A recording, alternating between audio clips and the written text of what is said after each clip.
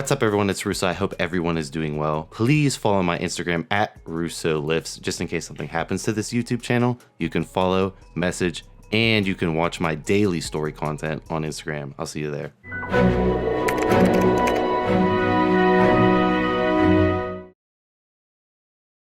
What's up, everyone? It's Russo. I hope everyone is doing well. Back with IFBB Pro, Leo. Mayrhofer. So we're going to be going into first contest mistakes. Now, I'm going to pay attention pretty closely in this video because I've never competed, but I do plan on doing a prep probably next year. And I don't want to make any mistakes, right? If someone is going to tell me these mistakes before, I definitely don't want to fall in their footsteps and make the same mistakes. Now, Leo is an IFBB pro, also is a prep coach who has turned people pro. So I think he would know a thing or two about mistakes he's made in the past, his clients have made, and just in general, how to avoid things that maybe you got a prep coach and this prep coach is having you do all this crazy shit. Should you listen to the prep coach? All this stuff I'm sure Leo has dealt with over and over again. So I'm going to let him take it away and, just give me some idea on the mistakes I should not make on my first contest. Okay, one mistake is doing too much because you want to outwork everyone. Some people just do too much cardio and too much starving, and therefore they accumulate too much cortisol, which is a stress hormone, and if it's too high, you're not going to be able to sleep. You're just overexhausted, and your metabolism will shut down. And also, if you just starve, you'll be deficient in nutrients or fats, for example, which are very important not only for your own hormone production, if you're natural, but also for cell recovery. So, because you need the same amount of saturated and unsaturated fats to recover a cell, and if there's no fats, that's not a good thing. So you want those fats in there, and so as I said, too much cardio, always thinking, oh, I'm gonna outwork someone, and then you just get stringy, or you lose all your legs if you don't have like crazy good leg genetics. People tend to lose their fullness and their leg size easily when they do too much cardio. Me, for example. And another thing is, in aspect like talking about cortisol levels, is taking too many stimulants, like pushing the caffeine all day and whatever else, like Clen or ephedrine. So you want to give your body some rest when it needs it. Obviously, you don't want to underdo it, but there's not only, like for many coaches, there's only two things to change: upping cardio and eating less. And some people realize that at some point you have to refeed. You have to get the metabolism up, although some people say that's bullshit. There's experiments and studies that show, for example, after you eat a certain amount of calories more, just by thermogenesis. Yeah, thermogenetic effects afterwards, you're gonna burn more. So they measure the oxygen output and everything, and they can tell you're gonna burn more. And also, if you tell your body nothing's coming in all the time, you might not realize it, but you get slower and you do everything super efficiently, not in like unconsciously. You burn less, you do less NEAT, which is a term for non-exercise activity thermogenesis. Gosh, and that's also one thing. And another thing is, people, or some people, coaches or people by themselves, try to do some magic stuff in the last week, where I try to have my guys always spot on 1 week out, and then just have to do the very same to look the very same, which is perfect. 1 week out already. So if you do the same thing So again, if a coach has you drop everything and then add in a bunch of carbs and refill, you're against that because you have no idea really how that will play out, especially on the first contest. if you're and if you're really I mean, like, if you coach him not for the last few weeks, you'll know how he reacts on carbs and refeeds. You know if he spills over or not, and you kind of know. And you also could do a test run. You can look like how much carbs he needs to carb up, and how and if he even needs to carb up. Some people are so full all the time, or they have enough carbs in, like, even a week out, so you could just leave it at that, or up it just a tiny bit maybe, but nothing crazy, because crazy changes can always have crazy outcomes. So you might you might shoot for 100% instead of 99, but end up coming in 85 because it goes wrong. Mm-hmm. So instead of having a 1% margin, you're risking too much. But yeah, I mean, you should be able to figure that out as a coach during the prep, anyways, because every coach who has a little bit of sense in their brains is going to do refeeds and or a test run, like a competition test run. But it's also being nervous also is a factor which many people don't really acknowledge, because they're always like one day after, oh, I look so much better. Yeah, because you're freaking chill and you slept super well the night after. Mm-hmm.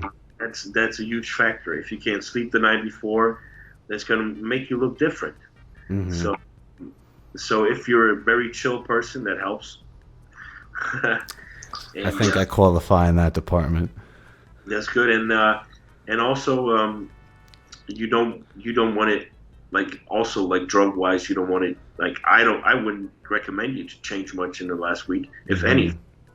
Many people hop off stuff and put. Yeah, many people, the rule of thumb that I see is that people want to pull all the injectables or add in faster acting esters or carb up before all that extreme stuff. So your mode of attack is that a week out you should already look good, right? You should already be there.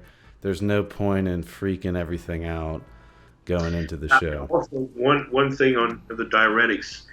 Diuretics only work if you drink when you take them, and if you take diuretics, you're probably not good enough in the first place. Your conditioning, because if you're really dialed in, you don't need diuretics. Mm-hmm. And also, you can't carb up without drinking water.